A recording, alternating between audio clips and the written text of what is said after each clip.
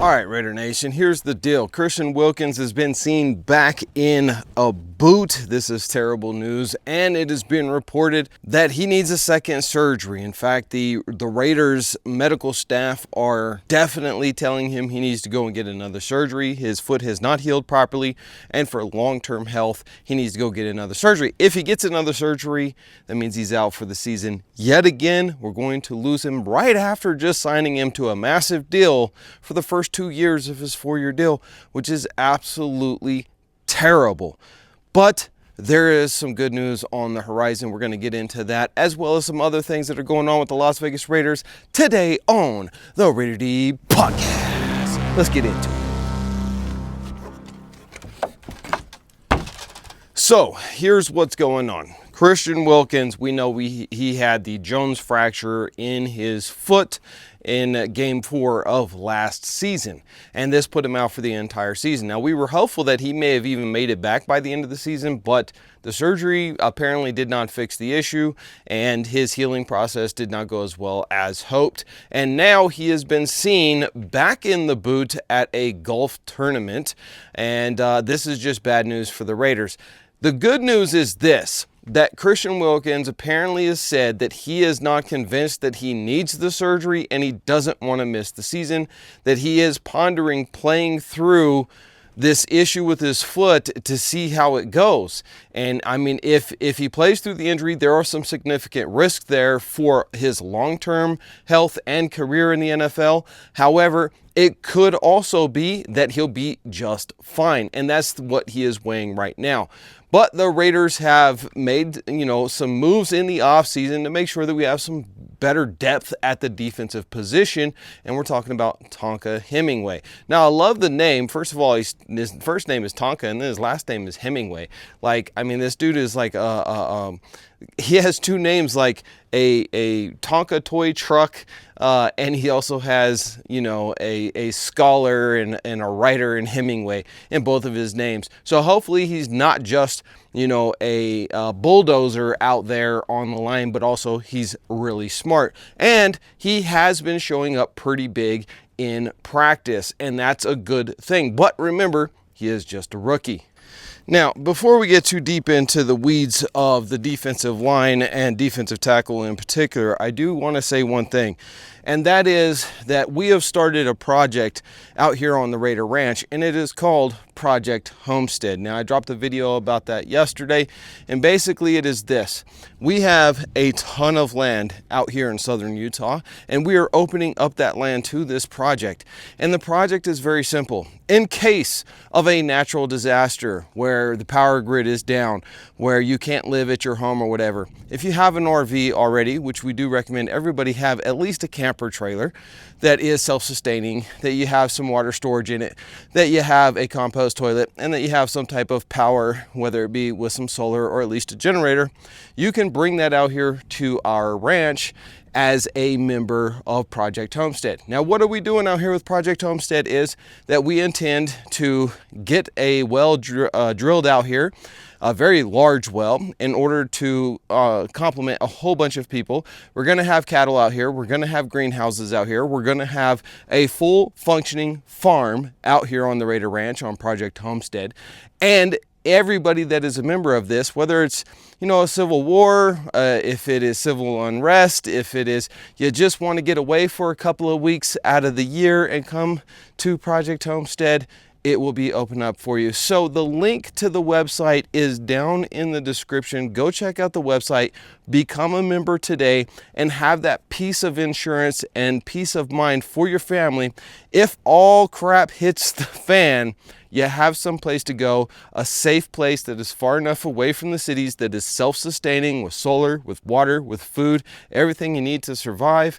And if none of that ever happens, you have a vacation spot for a couple weeks out of the year where you can get your hands into the dirt. You can learn some farming techniques. The kids, the dogs, everybody can come out here and play around. It is a great place to spend some time with your family.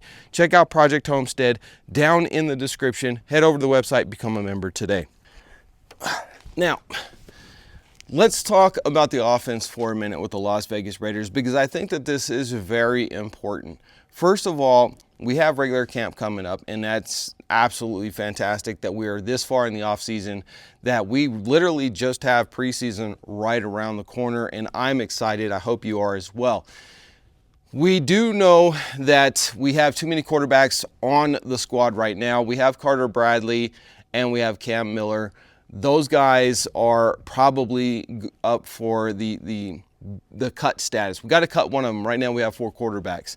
And so reports are coming out that it looks like it's going to be Carter Bradley. Carter Bradley is probably the most likely candidate to be cut. Now remember, Carter Bradley was Gus Bradley's son. I guess he is Gus Bradley's son, so he has some connection to the Raiders. And the kid is a good football player, but he was undrafted, and he just hasn't shown or shined enough to really make this roster and stay on.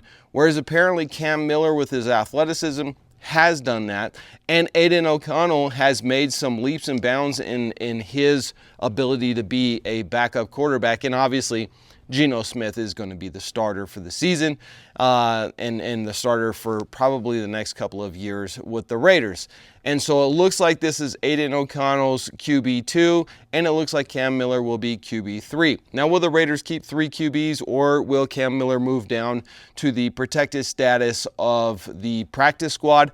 To me, that is the most likely situation that is going to happen, and Carter Bradley is going to be released from the team here coming up pretty shortly, especially once we have to do our first initial cut down. That being said, Geno Smith has been whipping the ball. We've got reports coming out from JPJ, Max Crosby, and other players on the team, as well as the coaching staff, that Geno Smith looks absolutely phenomenal. And I'm really excited about Dante Thornton Jr.'s future with the Raiders. He is a 4th round speed demon who is absolutely the perfect prototypical wide receiver that you want for an X receiver. He's long, he's over 6'3", he can get up there and get those contested catches, and he has 4.3 blazing speed, which is going to be able to help him create separation. But more importantly, he has shown that the knock on him coming out of the draft, that he doesn't have a lot of a route tree, is absolutely wrong. This kid's route tree is actually pretty darn good. Now, it's not perfectly refined, it's not as crisp as it could be, but reports are coming out that he is much better than what was advertised at draft time. So what does this mean for Trey Tucker and his future with the Raiders? Will he remain the starter at the wide position? I believe that it will be the case. I think that the best case scenario right now is that you're going to have Trey Tucker on one side, you're going to have Dante Thornton on the other side, you're going to have Jacoby Myers in that slot situation, and it'll kind of go in and out.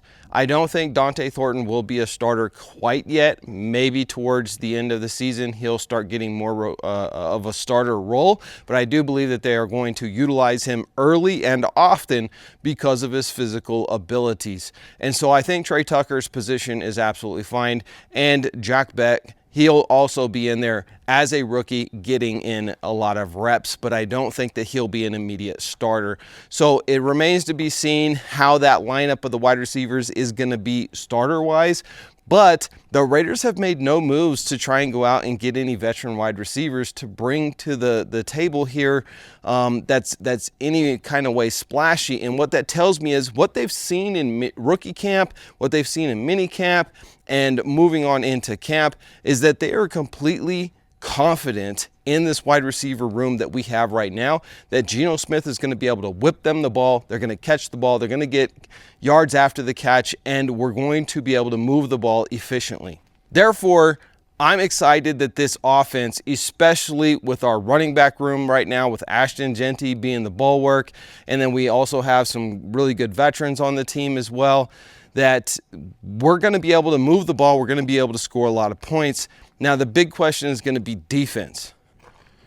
So yeah, guys, the defense, as we talked about and started this video off with Christian Wilkins possibly missing yet another season with the Raiders, and relying on, young defensive linemen like Tonka Hemingway to be able to come in and fill some very big shoes, is a huge question mark with the Raiders. But at least we got Malcolm Kuntz back, and Max Crosby is out there practicing like he's playing an actual game, just out of his mind as he usually is, does mean to me that I think we're going to be okay on the defensive line, even without Christian Wilkins if he misses it. The biggest question is going to be, how is that secondary going to work? And are the Raiders going to go out and make some moves, maybe like with a Justin Simmons or something like that?